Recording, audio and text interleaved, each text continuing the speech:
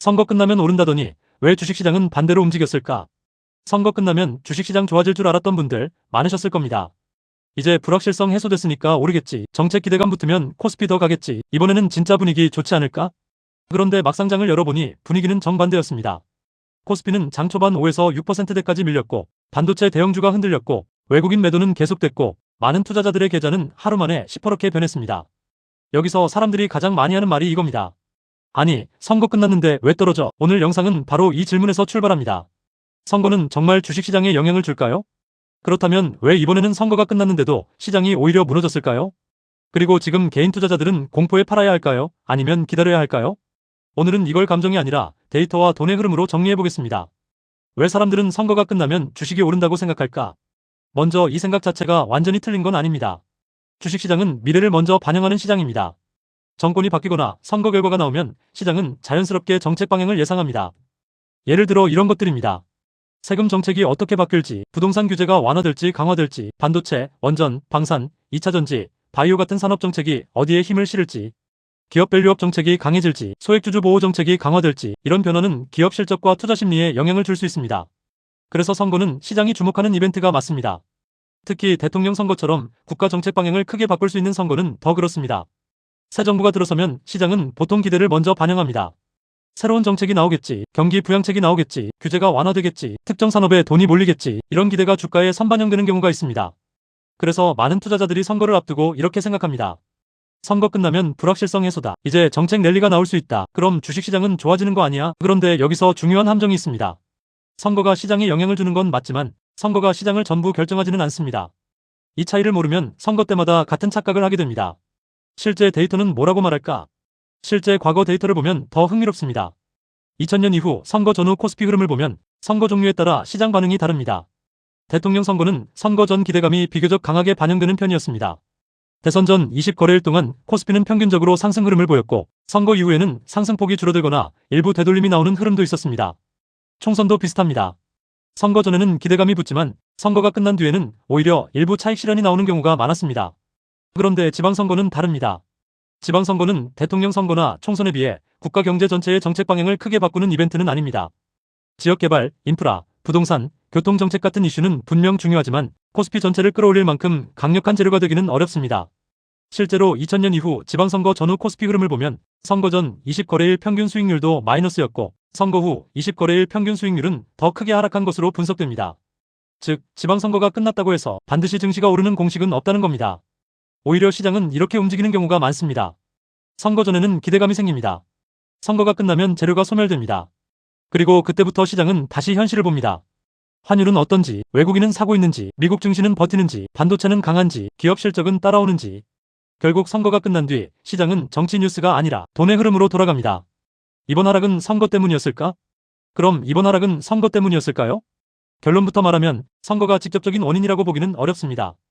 오히려 선거는 기대를 만들었고 시장은 그 기대를 배신한 것에 가깝습니다. 이번 하락의 핵심은 따로 있습니다. 첫 번째, 외국인 매도입니다. 외국인이 계속 팔면 시장은 버티기 어렵습니다. 특히 한국 증시는 외국인 수급의 영향이 큽니다. 개인 투자자가 아무리 사도 외국인이 대형주를 계속 팔면 지수는 흔들립니다. 이번에도 외국인 매도 흐름이 이어졌고 이게 시장 전반의 불안을 키웠습니다. 두 번째, 환율 부담입니다. 원달러 환율이 불안하면 외국인 입장에서는 한국 주식을 들고 있기 부담스럽습니다. 주가가 올라 수익이 나도 환율에서 손실이 나면 실제 수익률이 줄어들 수 있기 때문입니다. 그래서 환율이 튀면 외국인은 더 신중해집니다. 세 번째, 미국 반도체주 충격입니다. 한국 증시에서 반도체는 단순한 한 섹터가 아닙니다. 사실상 지수의 심장입니다. 삼성전자와 SK하이닉스가 흔들리면 코스피 전체가 흔들립니다. 그런데 미국에서 AI와 반도체 관련주가 흔들리면 한국 반도체도 같이 영향을 받습니다. 이번에도 AI 랠리에 대한 차익 실현, 미국 기술주 부담, 반도체 기대감 조정이 함께 나오면서 국내 대형 반도체주가 압박을 받았습니다. 네 번째, 시장이 너무 빨리 올랐다는 점입니다. 이게 가장 중요합니다. 시장이 천천히 오를 때는 작은 악재도 버팁니다. 하지만 너무 빠르게 오른 시장은 다릅니다. 사람들이 낙관에 익숙해지고 이번엔 다르다는 말이 늘어나고 주변에서 주식 얘기가 많아질 때 시장은 작은 악재에도 크게 흔들릴 수 있습니다. 왜냐하면 이미 많이 오른 사람들은 언제든 차익 실현을 할 준비가 되어 있기 때문입니다. 이번 하락은 선거 하나 때문에 생긴 급락이라기보다 이미 쌓여있던 부담이 한꺼번에 터진 결과에 가깝습니다. 선거 기대감, AI 랠리 과열, 반도체 쏠림, 외국인 매도, 환율 부담, 중동 리스크. 이 모든 것이 겹치면서 시장이 한 번에 흔들린 겁니다. 사람들이 선거 때마다 착각하는 이유. 여기서 개인 투자자들이 자주 하는 착각이 있습니다. 좋은 뉴스가 나오면 주가는 오른다. 하지만 시장은 꼭 그렇게 움직이지 않습니다. 주식시장은 좋은 뉴스를 보고 오르는 게 아니라 기대보다 더 좋은 뉴스가 나와야 오릅니다. 이미 시장이 선거 기대감을 반영했다면 선거가 끝난 뒤에는 오히려 재료 소멸이 될 수 있습니다. 이걸 시장에서는 흔히 이렇게 말합니다. 소문에 사고 뉴스에 판다. 예를 들어 선거 전에는 이런 기대가 생깁니다. 정책 수혜주가 오를 것이다. 증시 부양책이 나올 것이다. 외국인이 돌아올 것이다. 코스피가 더 갈 것이다. 그런데 막상 선거가 끝난 뒤 시장은 묻습니다. 그래서 실제 돈은 들어오고 있나? 외국인이 사고 있나? 환율은 안정됐나? 실적이 따라오고 있나? 미국 증시는 괜찮나? 이 질문의 답이 약하면 선거가 끝났다는 사실만으로는 시장을 끌어올릴 수 없습니다. 그래서 선거 이후 장이 무너졌을 때 선거 끝났는데 왜 떨어져? 라고 보는 것보다 선거 기대감을 제외하면 시장을 바칠 돈이 있었나? 라고 봐야 합니다. 이 관점이 훨씬 중요합니다. 그럼 지금 팔아야 할까? 가장 현실적인 질문은 이겁니다. 그럼 지금 팔아야 하나요? 여기서 조심해야 합니다. 하락장이 오면 사람은 본능적으로 손실을 줄이고 싶어집니다. 계좌가 파랗게 변하면 빨리 팔아서 고통을 끝내고 싶습니다. 그런데 주식시장에서 가장 위험한 매매가 공포에 의한 매도입니다. 물론 무조건 버티라는 뜻은 아닙니다. 망가진 종목은 정리해야 합니다. 실적이 무너진 종목, 테마만 보고 산 종목, 고점에서 따라 산 종목, 손절 기준 없이 산 종목은 냉정하게 봐야 합니다. 하지만 시장 전체가 흔들리는 날에는 좋은 종목도 같이 빠집니다. 그래서 하락장에서 중요한 건 무조건 매도냐, 무조건 존버냐가 아닙니다. 구분입니다.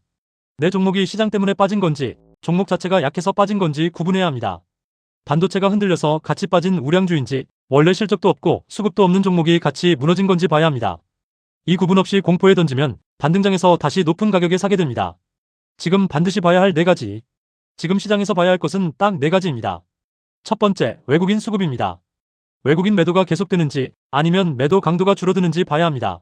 시장이 당장 반등하더라도 외국인이 계속 팔면 반등은 짧을 수 있습니다. 반대로 지수가 흔들려도 외국인 매도가 줄어들면 분위기가 바뀔 수 있습니다. 두 번째, 원달러 환율입니다. 환율이 안정돼야 외국인도 다시 들어오기 쉽습니다. 환율이 계속 불안하면 한국 증시는 할인받기 쉽습니다. 특히 외국인 입장에서는 주가 수익률뿐 아니라 환차손까지 고려해야 하기 때문에 환율은 매우 중요합니다. 세 번째, 반도체입니다. 한국 시장에서 반도체는 방향키입니다. 삼성전자와 SK하이닉스가 무너지면 지수는 쉽게 반등하기 어렵습니다. 반대로 반도체가 버티면 시장은 다시 안정을 찾을 수 있습니다. 다만 여기서 중요한 건 반도체가 무조건 다시 오른다는 기대가 아니라 돈이 반도체에서 빠져나와 어디로 이동하는지를 보는 겁니다. 전력설비인지 방산인지 조선인지 바이오인지 돈이 옮겨가는 섹터가 나타나면 그게 다음 시장의 힌트가 됩니다. 네 번째, 거래대금입니다. 반등이 나올 때 거래대금이 붙는지 봐야 합니다. 거래대금 없는 반등은 그냥 기술적 반등일 수 있습니다. 진짜 반등은 돈이 들어오면서 올라야 합니다. 가격만 보지 말고 거래대금과 수급을 같이 봐야 합니다. 개인 투자자의 대응 전략. 그럼 지금 개인 투자자는 어떻게 대응해야 할까요? 첫 번째, 오늘 하루 하락률만 보고 판단하지 마세요. 큰 하락이 나온 날에는 감정이 판단을 지배합니다. 이럴 때는 매매보다 점검이 먼저입니다. 내 종목이 왜 빠졌는지 확인해야 합니다. 시장 전체 하락인지, 섹터 악재인지, 종목 개별 악재인지 구분해야 합니다. 두 번째, 현금 비중을 확인하세요. 하락장에서 현금은 방어수단이자 기회입니다. 현금이 전혀 없으면 좋은 종목이 싸져도 살 수 없습니다. 반대로 현금이 있으면 시장이 과하게 흔들릴 때 좋은 기회를 잡을 수 있습니다. 세 번째, 몰빵은 피해야 합니다.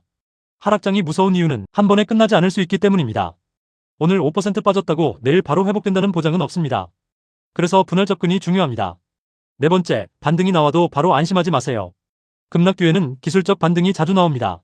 하지만 그 반등이 진짜인지 확인하려면 외국인 수급, 환율, 거래대금이 함께 좋아져야 합니다. 다섯 번째, 뉴스 제목보다 돈의 이동을 보세요. 선거가 끝났다, 정책 기대감이 있다, 증시 부양책이 나올 수 있다, 이런 뉴스도 중요하지만 결국 주가를 올리는 건 실제 매수세입니다. 뉴스가 아니라 돈이 들어와야 주가는 오릅니다. 이번 하락의 진짜 의미. 이번 하락은 단순히 선거 끝났는데 떨어졌다로 볼 일이 아닙니다. 오히려 시장이 투자자들에게 질문을 던진 겁니다.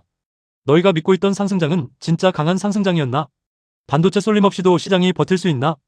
외국인이 빠져도 개인과 기관만으로 시장을 지킬 수 있나? 환율과 글로벌 리스크를 무시해도 되는가? 이번 하락은 그 질문의 시작입니다. 만약 여기서 외국인 매도가 줄고 환율이 안정되고 반도체가 버티고 다른 섹터로 돈이 이동한다면 이번 하락은 건강한 조정으로 끝날 수 있습니다.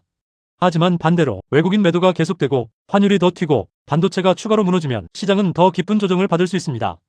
그래서 지금은 예측보다 확인이 중요한 구간입니다. 선거는 끝났습니다. 하지만 시장은 이제부터가 진짜입니다. 선거 결과는 정치의 방향을 보여줍니다. 하지만 주식시장의 방향은 외국인 수급, 환율, 금리, 실적, 반도체가 결정합니다. 선거가 끝났다고 무조건 오르는 시장은 없습니다.